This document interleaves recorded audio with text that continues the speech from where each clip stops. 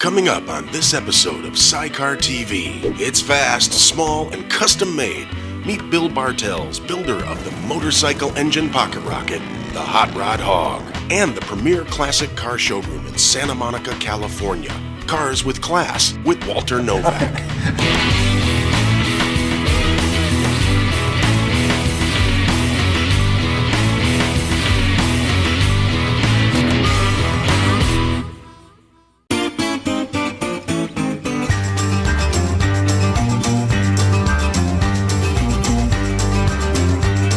Today we're talking to Bill Bartels of Bartels Harley-Davidson here in Marina del Rey, California. And Bill has an interesting history throughout the years of racing cars, racing motorcycles, and being a real enthusiast.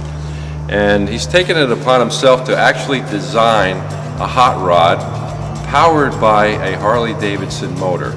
This is a pretty unique car. I want to find out a little more about it from Bill and find out just how these things run. So, Bill, let me ask you first off, how did you come up with the idea of making one of these hot rods? Probably just a history of hot rods when I was a kid, and never really got past that. I went into motorcycles because it was more affordable than cars, and it didn't take up as much space. Then over the years I got involved in the motorcycle business, and here we are today. And the first car took a year and 2 months, and cost a lot of money. Yeah, of course. Paid him by the hour, and but he did a unique job, and really fantastic job. So another gentleman that does kit cars said, I know a guy in South Africa can build those cheap. Cheap is a comparative term. And so we built 6 more, and that's what we see here today. I sold 2 of them, and the remnants are here. How did you come up with this particular car right here that we see? I just like the looks of it. And anything I do has to be Harley-Davidson encouraged. So we ended up doing this. It isn't going to tear your head off anyway because it's only basically 120 horsepower and a 1,500-pound car. You also chose not to have an opening door on the body. What was the reasoning behind that?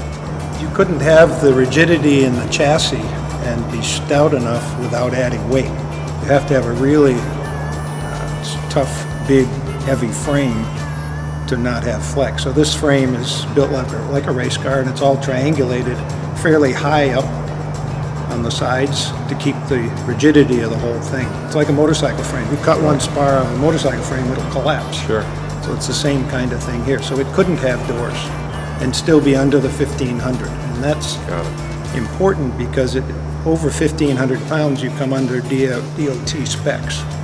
And then you have to have a lot of things that creates a whole bunch I sure wouldn't want it to have to do. So sure. It was very important. We put a lot of lightweight componentry in it to make it happen that way.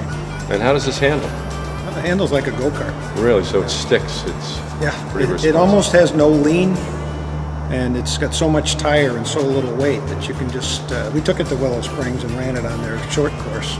Really? And you could go into a corner wide open, 60 miles an hour, and just crank the wheel, and it would just turn. Unbelievable. And we were trying to slide it out and had an awful time trying to make it slide.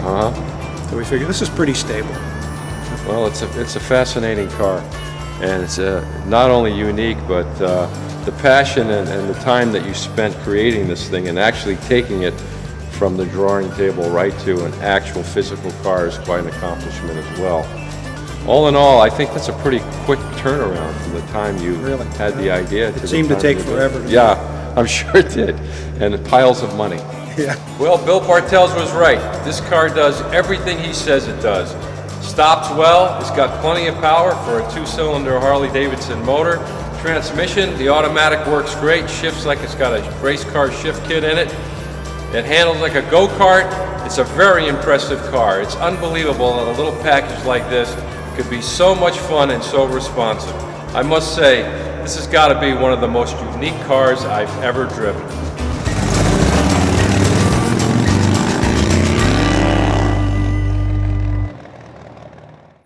Don't go away. We'll be right back.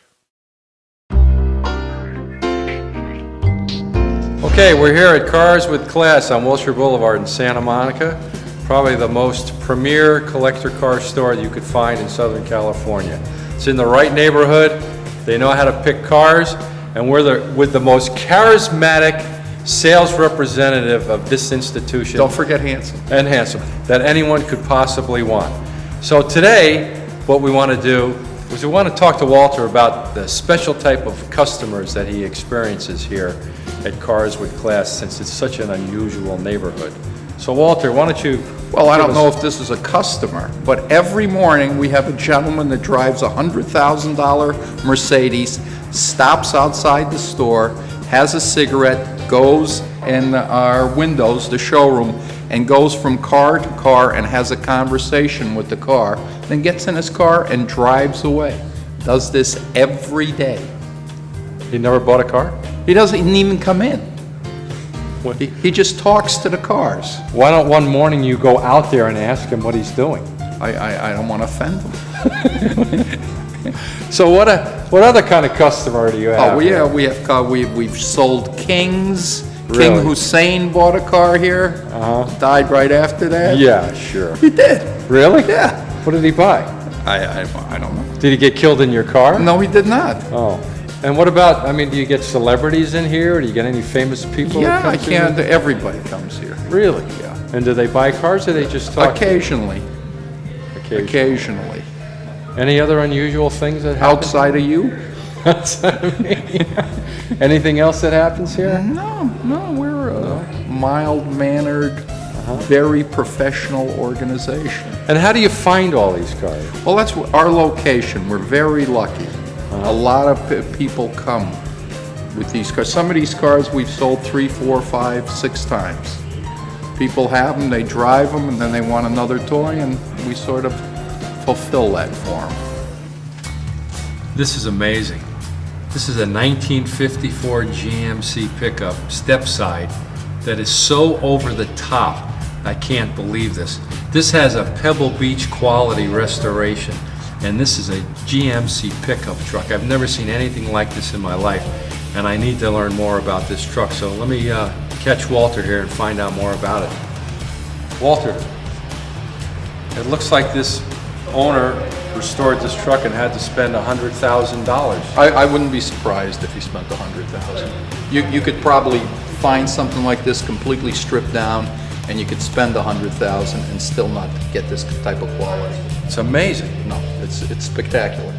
Do you know anything about the owner or the gentleman that restored it, or No, why he restored it? unfortunately we didn't. Again, as I said before, our location, we're lucky to get things like this. This is truly amazing. Every nut and bolt, every detail, the firewall, everything is just meticulous, as if you were restoring a very valuable, high-dollar classic car.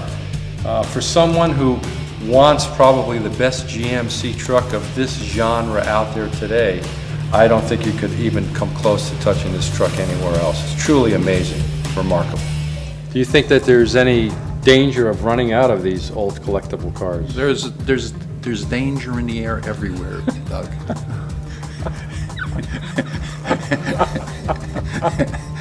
Now, obviously, when you get some of these cars in, Yeah. they're not always in tip-top running condition. We used to restore the cars, but we don't restore the cars here anymore because it's cost prohibitive. So we try to get them done pretty well the way you see them. We do have mechanics. We service our customers' cars that are local and any kind of minor work. And occasionally we do rebuild an engine, but we try to get them as you see them. Have you ever had calls where people want you to buy an entire collection of 50 or 60 cars? And That happens occasionally. where would you house them all? Well, we get the calls, but as you can see, we're very limited, so we try to pick and choose. We do have customers, a very unusual customer that likes to drive their classic car here, look at every car we have, and then talk about their car. I'm sure you get that a lot. Yeah, which is, I'm sure you get car stories too. Yes, people I tell you have about it at his the high school. car, and, you know. Is it entertaining or is it sort of annoying at this point? Well, it's a great way to catch a nap during the day. Hopefully they come in after lunch, they tell a story, I catch a little nap, and life goes on. I just don't know what to say. Thank you, Walter. You're welcome, Doug. And that's it for another edition of Sidecar TV.